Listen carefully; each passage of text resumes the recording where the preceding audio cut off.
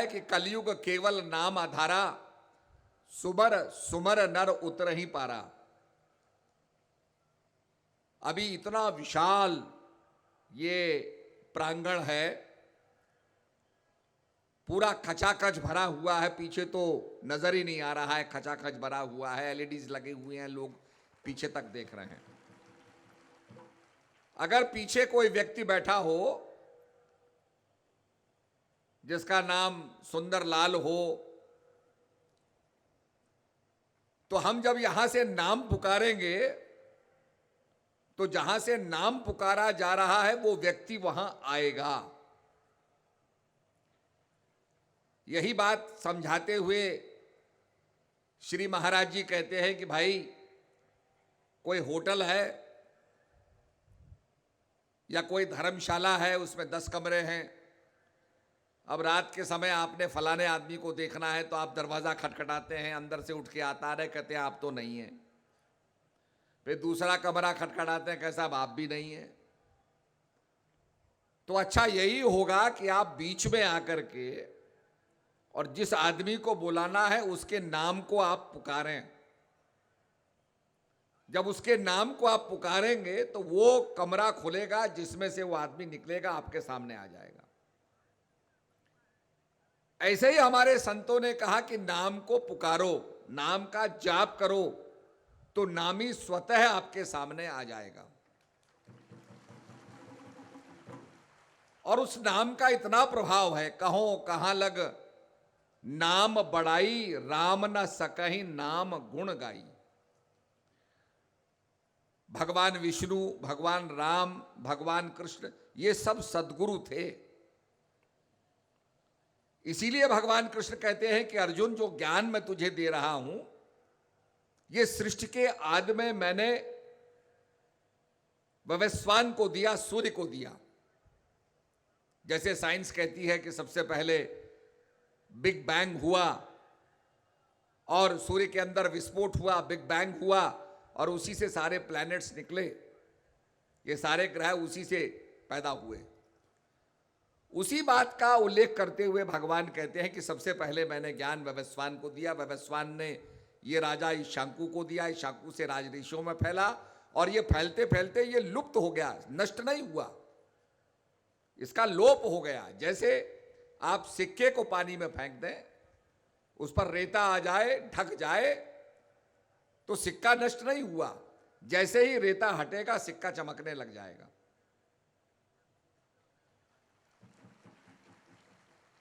तो भगवान कहते हैं ज्ञान नष्ट नहीं हुआ, इस ज्ञान को पुनः देने के लिए मैं आया हूं। तो अर्जुन के अंदर शंका पैदा होती है कि आप तो मेरे सामने पैदा हुए हैं, मेरे साथी हैं, मेरे सामने पैदा हुए हैं, और आप कहते हैं कि सृष्टि के आदि में जब संसार नहीं बना था, before the matter was there, ये मैटर जो है ये सृष्टि की क्रिएशन है, इससे पहले तो मैटर था। और ये बात की पुष्टि जो आइंस्टाइन हैं, उन्होंने कहा कि energy equals to mass into velocity of light squared, कि एनर्जी जो है mass into velocity of light squared. तो उन्होंने यह बात कही कि शक्ति से ही सारा पदार्थ पैदा हुआ है, उसी का परिवर्तित रूप है। तो ये सारा कुछ एनर्जी से बना है। साइंस की गहराई में आप जाएंगे, साइंस का अध्ययन करेंगे, तो all this is but energy. और इसमें मैटर को स्प्लिट करेंगे, पदार्थ को आप स्प्लिट करेंगे, स्प्लिट करते करते एक ऐसे बिंदु पर आएंगे जिसका विभाजन नहीं हो सकता है। उसको आप स्प्लिट करेंगे तो वह एनर्जी में कन्वर्ट हो जाएगा। एक टुकड़े का दूसरा टुकड़ा हुआ, उसका तीसरा टुकड़ा हुआ, पर एक स्थिति ऐसी आ जाएगी कि जब उसके टुकड़े नहीं हो सकेंगे, वो शक्ति में परिवर्तित हो जाएगा। और ये जो आप न्यूक्लियर एनर्जी की बात सुनते हैं, एटॉमिक बम की बात सुनते हैं, उस एटॉमिक बम के अंदर वही सिद्धांत है कि आप उसे स्प्लिट करते जाते हैं उसमें एक चेन रिएक्शन पैदा होता है, उसके टुकड़े होते जाते हैं, टुकड़े होते जाते हैं, और जब चेन रिएक्शन हो जाता है तो फाइनली जब उसका विभाजन नहीं हो सकता तो वो एनर्जी में परिवर्तित होता है और उसकी इतनी एनर्जी निकलती है कि वो संसार को नष्ट भ्रष्ट कर सकती है। हिरोशिमा में जब न्यूक्लियर बम फेंका गया, एटॉमिक बम फेंका गया, जापान बहुत बढ़ते आ रहा था, उसको रोकना था, तो नागासाकी और हिरोशिमा में उसको फेंका गया। हम भी वहां गए थे देखने के लिए। तो हमने देखा कि वो बम धरती से 500 मीटर ऊपर फटा। उनका ये कैलकुलेशन था कि धरती से इसको छूना नहीं चाहिए ताकि इसका प्रभाव नहीं पड़ेगा। जब धरती से ऊपर ये फटेगा तो इसकी जो गर्मी है वो धरती को जला देगी। तो धरती से ऊपर फटा। जब धरती से ऊपर फटा तो उसने इतनी ऊर्जा पैदा हुई कि बड़ी बड़ी पानी की टंकी जो थी, उनके लोहे के जो पिलर्स थे वो गल गए। जैसे ये लोहे के पिलर्स हैं, ये गल जाएंगे। रेल की पटड़ी गल गई। किसी टेबल के ऊपर अगर सिक्के रखे हुए थे तो सिक्के पानी की तरह मेल्ट हो गए। आदमियों की चमड़ी जल गई और उसका इतना रेडिएशन का प्रभाव हुआ कि लोगों के अंदर जो है नाना प्रकार की बीमारी हो गई, कैंसर हो गया। तो लोग डर गए कि यूरेनियम से, रेडियम से, यूरेनियम से इतनी शक्ति निकल रही है जो इतनी डिस्ट्रक्टिव है, जिसके लिए हम कहते हैं कि शंकर जी का तीसरा नेत्र खुलता है तो वो भस्म कर देता है। जैसे उसने भस्म कर दिया, संसार का विनाश कर दिया, उसी की कल्पना जब अणुबम का विस्फोट होता है तो वैसा ही विनाश होता है, कुछ नहीं बचता। तो फिर लोगों ने बम बनाए, बहुत से बम हो गए। फिर लोगों ने कहा भाई हम धरती को एक दफे नहीं कई दफे समाप्त कर सकते हैं, अब इस पर रोक लगे, कितना बनाओगे। तो लोगों ने संधि करके, ट्रीटी करके और उसके अंदर रोक लगा दी कि भाई अब ये ज्यादा बनाने की आवश्यकता नहीं है। जो रिस्पॉन्सिबल कंट्रीज थे उन्होंने संधि लगाई, पर जो रोक कंट्रीज हैं, जो रिस्पॉन्सिबल नहीं है, जो किसी भी क्षण कुछ कर सकते हैं, उस पर बड़ा लोगों ने विचार किया कि भाई इस पर अंकुश लगना चाहिए, नहीं तो संसार को कभी भी नष्ट भ्रष्ट कर सकते हैं। तो इतनी शक्ति इस पदार्थ के अंदर है, तो सब कुछ एनर्जी का ही ये है। और इसीलिए हम कहते हैं या देवी सर्वभूतेषु शक्ति रूपेण संस्थिता, या देवी सर्वभूतेषु ज्ञान रूपेण संस्थिता। आप सृष्टि रूपा हो, जैसे भगवती की आराधना करते हैं कि संसार को आप पैदा करने वाली, बनाने वाली हो। और आज वैज्ञानिकों ने ब्लैक होल की बात की है। अंतरिक्ष के अंदर ब्लैक होल है जिसको स्टडी किया जा रहा है, बड़े बड़े टेलीस्कोप्स लगाए जा रहे हैं। और वो टेलीस्कोप ऐसे हैं, कई देशों में टेलीस्कोप लगाए गए, उसका बहुत बड़ा आकार बढ़ाया गया। और उस टेलीस्कोप की इतनी क्षमता है कि आप न्यूयॉर्क से पेरिस के अंदर कोई अखबार रखेंगे तो अखबार को पढ़ सकते हैं, न्यूयॉर्क में बैठे बैठे। इतने विशाल, इतने मैग्नीफाइंग करने वाले टेलीस्कोप हैं कि पेरिस के अंदर अखबार को आप रखेंगे तो अखबार को न्यूयॉर्क में पढ़ सकते हैं। वो टेलीस्कोप से आप अध्ययन कर रहे हैं अंतरिक्ष का, और वहां आपको ब्लैक होल नजर आ रहा है जिसकी रोशनी भी नहीं निकलती, उसके अंदर रोशनी भी समाहित हो जाती है। और जो ग्रह है उसको, स्टार को इतना कॉन्सेंट्रेट कर दिया गया, इतना दब गया है कि उसका ग्रेविटेशनल फोर्स बहुत ज्यादा हो गया है,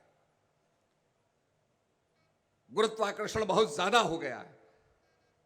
अब हम यहां से चंद्रमा में जाएं, हम एक पैर रखेंगे तो हम उछल जाएंगे, क्योंकि खींचने वाली ग्रेविटी कम है।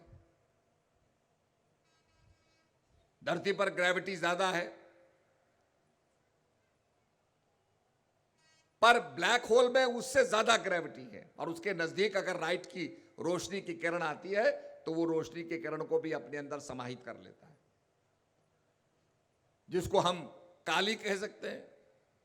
ताली की जिभ्या निकाल करके सारे संसार को डिवावर कर रही है, सारे संसार को खा रही है, सारे संसार को अपने अंदर समाहित कर रही है, वही शक्ति की एनर्जी का पॉइंट जैसे ब्लैक होल है।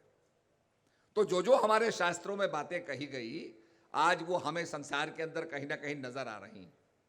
हमारे शास्त्रों के अंदर अवतारों का जिक्र किया गया कि पहले जो है मत्स्य अवतार हुआ, फिर बराह अवतार हुआ, मत्स्य अवतार के बाद कच्छ अवतार हुआ, बराह अवतार हुआ, उसके बाद नरसिंह अवतार हुआ, फिर बमन अवतार हुआ। ये अवतारों की श्रृंखला भी यही बताती है कि धरती पर विकास हुआ। पहले पृथ्वी जलमग्न थी, उसके अंदर जल के अंदर प्लैंकटन पैदा हुआ, जल के अंदर कोशिका ने जन्म लिया, वो विकसित हो गई, मच्छी के रूप में, मत्स्य भगवान के रूप में अवतार हुआ, मैनिफेस्टेशन ऑफ कॉन्शियसनेस हुआ। उसके बाद कछुए के रूप में, जो पानी में भी, पानी के बाहर भी, फिर नरसिंह के रूप में, उसके बाद आधा मानव और आधा पशु नरसिंह के रूप में, उसके बाद बमन अवतार के रूप में। आप अफ्रीका के जंगलों में जाओगे, आदि मानव की ढूंढ करोगे तो आपको वो बौने ही मिलेंगे जिन्हें पिग्मी कहा जाता है, उसको बमन अवतार कहा, वो जो बौना अवतार है। उसके बाद परशुराम अवतार, नरसिंह अवतार, अनेक अवतारों की श्रृंखला है। और अब ये माना जाता है कि बुद्ध अवतार के बाद जो शांति के अवतार होंगे, जिनको मैत्रेय कहा जाता है, जो मैत्री करेंगे, सद्भावना लाएंगे, मैत्री लाएंगे, उसी को कलिंग अवतार कहा गया।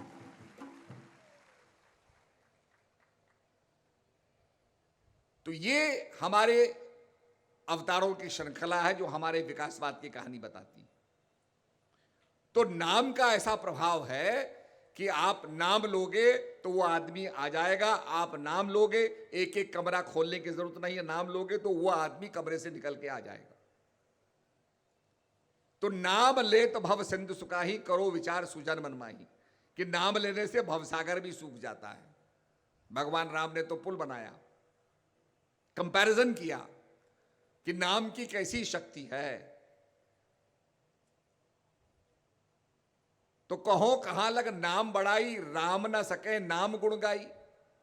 कलयुग केवला नाम आधारा, सुमर सुमर नर उतर ही पारा। कलिकाल में कहा कलिकर्म न भक्ति विवेकु, राम नाम अवलंबन एकू। राम का ही अवलंबन है, राम का ही सहारा है, प्रभु के नाम का जो व्यापक है, रम रहा है, दैट विच इज ऑम्नी प्रेजेंट, जो जर्रे जर्रे में रम रहा है, वही राम है। तो हमें जीवन के अंदर वो व्यापक, जिसे कहा बंदो राम नाम रघुबर को, हेतु कृशानु भानु हिम कर को। अब लोगों ने इसमें रकार अकार मकार कह करके इसको समझाने की बात कही, एक बात की पुष्टि कही, पर वो कहता है मैं रघुबर के नाम की वंदना करता हूं जो अग्नि में, कृशानु, भानु सूर्य में और चंद्रमा में विद्यमान है।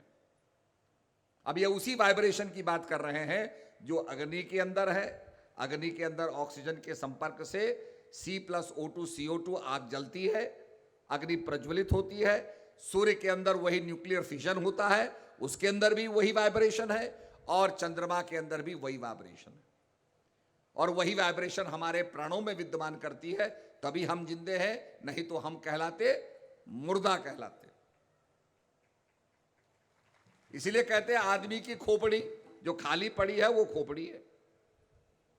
तो कहने का मतलब वो स्पंदन, वो वाइब्रेशन जिसको जर्रे जर्रे में बताया, व्यापक है, सारे संसार में है। आप गैस में देख लो, द्रव्य में देख लो, लिक्विड में देख लो, सॉलिड में देख लो, वही वाइब्रेशन विद्यमान है जर्रे जर्रे में। तो मैं रघुबर के नाम की वंदना करता हूं जो कृशानु भानु हिमकर के अंदर विद्यमान है। इसीलिए कहा राम रामेति रमे रामे मनोरमे, सहस्र नाम ततुल्यम राम नाम वरानने।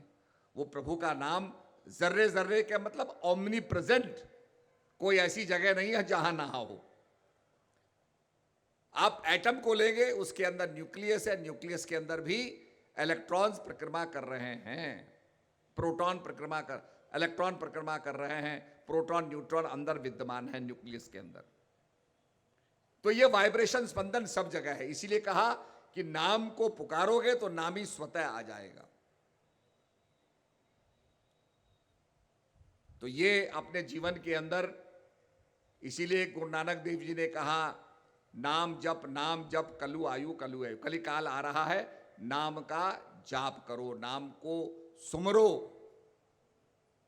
श्वास श्वास सुमरो गोविंद, मन अंतर की उतरे चंद। पर बिना सदगुरु के पता नहीं चलता। जैसे हम साइंस पढ़ने के लिए साइंस टीचर के पास जाते हैं, संस्कृत पढ़ने के लिए संस्कृत के टीचर के पास जाते हैं, अंग्रेजी पढ़ने के लिए अंग्रेजी टीचर के पास जाते हैं, ऐसे ही अध्यात्म को जानने के लिए आध्यात्मिक गुरु के पास जाना पड़ता है।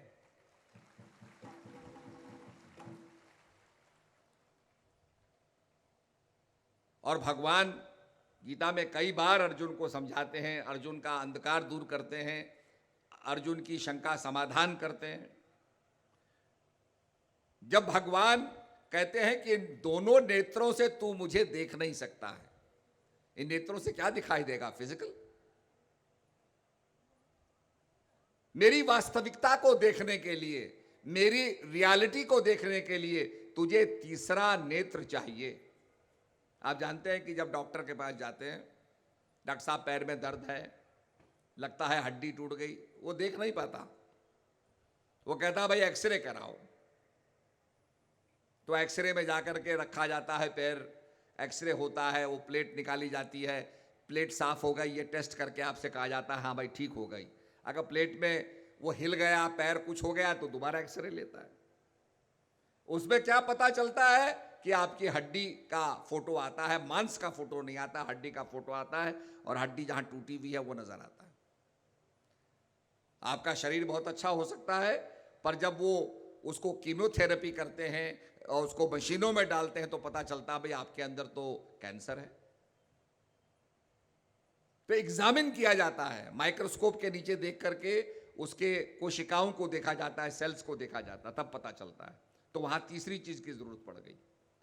ऐसे ही भगवान का फिजिकल एस्पेक्ट नहीं, भगवान का जो पदार्थ शरीर है, जो साकार है, वो नहीं, उसको वास्तविकता को जानने के लिए भगवान कहते हैं मैं तुझे तीसरा नेत्र देता हूं, और इन दिव्य चक्षुओं से, तीसरे नेत्र से तू मेरी वास्तविकता को देखेगा। अगर भगवान कृष्ण का शरीर ही वास्तविकता होती तो अर्जुन भी देख रहा था, पांडव भी देख रहे थे, दुर्योधन भी देख रहे थे। कुरुक्षेत्र में सारी सेना श्री कृष्ण महाराज को सारथी के रूप में देख रही थी, क्योंकि भगवान ने प्रतिज्ञा की मैं युद्ध नहीं करूंगा, युद्ध में पार्टिसिपेट नहीं करूंगा। तो भगवान ने कहा भाई ऐसा है, मैं रात्रि को सोऊंगा, जो सबसे पहले मेरे पास आएगा, जिसको सबसे पहले मैं देखूंगा, उसको वर मांगने का मौका मिलेगा। तो दुर्योधन तो रात ही को बैठ गया जाकर के, अर्जुन भी गया, ब्रह्म बेला के समय अर्जुन बैठा, पर अर्जुन पैरों की तरफ बैठा। दुर्योधन बड़ा अभिमानी था, उसने कहा पैरों की तरफ क्या बैठना, सिर की तरफ बैठा। भगवान जब सो के उठे, भगवान ने आंखें खोली, खड़े हुए, तो क्या देखते हैं कि सामने अर्जुन बैठा है। भगवान कहने लगे अरे अर्जुन तुम कब आए? तो दुर्योधन पीछे बैठा था बगल में, कहता जी आपने तो मुझे देखा ही नहीं, मैं तो रात भर से बैठा हूं, मैं तो अर्जुन से पहले बैठा हूं। जब वो झगड़ा करने लगा, भगवान ने झगड़ा करने की जरूरत नहीं है, अगर तुम पहले आए हो, देखा तो मैंने अर्जुन को, पर चलो तुम ही मांग लो। पर देखो दुर्योधन, ध्यान रखना, मेरी सारी सेना एक तरफ है, मैं एक तरफ हूं, और मैं युद्ध नहीं करूंगा, ये मेरी प्रतिज्ञा है। अब दुर्योधन को तो नंबर बढ़ाने थे कि युद्ध में मेरे नंबर बढ़ जाए, मेरी संख्या बल हो जाए, मेरे सैनिक मिल जाए, मैं लड़ाई जीत लूं। सारा वो फिजिकल देख रहा था, स्पिरिचुअल नहीं देखा उसने, अध्यात्म नहीं देखा उसने। उसने कहा भगवान की सेना ले लो, बस लड़ाई करें। सेना उसने मांग ली और भगवान को उसने छोड़ दिया। भगवान को नहीं मांगा। तो भगवान ने अर्जुन से कहा तुम मांगो। तो अर्जुन ने कहा प्रभु अगर आप मुझे पहले भी मौका देते तो मैं आप ही को मांगता। भगवान ने कहा भाई युद्ध नहीं करूंगा तो मैं और क्या कर सकता हूं, तो मैं सारथी बनूंगा। सारथी बनना स्वीकार किया। अब आप बताओ, हम गाड़ी में बैठते हैं तो गाड़ी का ड्राइवर क्या हुआ? हमारा सारथी हुआ। हवाई जहाज में बैठते हैं तो पायलट क्या है? हमारा सारथी हुआ। वही हमको गाइड करके ले जाता है। हम ट्रेन में बैठते हैं तो ट्रेन का ड्राइवर हमारा सारथी हुआ। अब जिसके सारथी भगवान हो जाएं उसका तो बेड़ा पार ही होना है, वो कैसे हार सकता है? फिर भी जब अर्जुन को दुविधा होती है कि नहीं भाई ये लड़ाई तो मैंने ही लड़ी, अहंकार पैदा हुआ। अहंकार तो आदमी को हो ही जाता है। तो भगवान ने कहा कि भाई देखो ऐसा है, हम पर्वत शिखर पर बब्रू वाहन के शरीर को छोड़ के आए हैं, उसका सर है और उसको हमने युद्ध देखने के लिए लगाया था। उसने सारे लड़ाई को देखा, अब उसी से पूछते हैं चलो। तो भगवान कृष्ण अर्जुन गए, बब्रू वाहन के पास जाते हैं, जिन्हें खाटू श्याम भी कहते हैं। तो उनसे पूछते हैं कि भाई महाभारत का युद्ध हुआ, आपने क्या देखा? अर्जुन ने थोड़ा बढ़ चढ़ के पूछा कि महाराज मैंने भी लड़ाई लड़ी, आपने क्या देखा? तो बब्रू वाहन कहते हैं मैंने तो केवल कृष्ण को लड़ते देखा। मैंने जहां भी देखा कृष्ण ही देखा, मैंने अर्जुन नहीं देखा। अर्जुन मैंने लड़ते हुए नहीं देखा। तो अर्जुन का मुंह जो है झुक गया कि मैं कितना अभिमान कर रहा था और देखो बब्रू वाहन क्या कर रहा है। तो कहने का मकसद यह है कि ऐसे बड़े बड़े योद्धा हुए जो कृष्ण के पास पहुंचे। कृष्ण ने कहा भाई क्या करोगे? बोला जो हारेगा उसके पक्ष में हो जाऊंगा। कृष्ण ने कहा जो हारेगा उसके पक्ष में होगा, लोग तो जीतने वाले के पक्ष में होते हैं। तो ये शायद गेम चेंजर है, शायद युद्ध को पलट दे। कहा भाई क्या क्षमता है तुम्हारी? उसने कहा ये पेड़ है ना, जितने पत्ते हैं मैं सबको छेद कर दूंगा। भगवान ने कहा अच्छा। कुछ पत्ते भगवान ने तोड़ के अपने पैर के नीचे रख दिए, पैर रख दिया ऊपर, कहा मारो छेद करो। उसने मंत्र जपे और बाण को छोड़ा तो सारे पत्तों में छेद हो गया। भगवान ने पैर उठाया तो नीचे जो पत्ते थे उनमें भी छेद हो गया। भगवान समझ गए कि ये जीतने नहीं देगा, जो हारेगा उसी के पक्ष में हो जाएगा, उसको जिता देगा। तब उसका सर मांग लिया। और वही बब्रू वाहन कहता है कि सारे युद्ध में मैंने कृष्ण को देखा और कुछ मैंने देखा ही नहीं। तो ऐसे ऐसे योद्धा हुए और भगवान की क्षमता, भगवान के ज्ञान के आगे नतमस्तक हुए।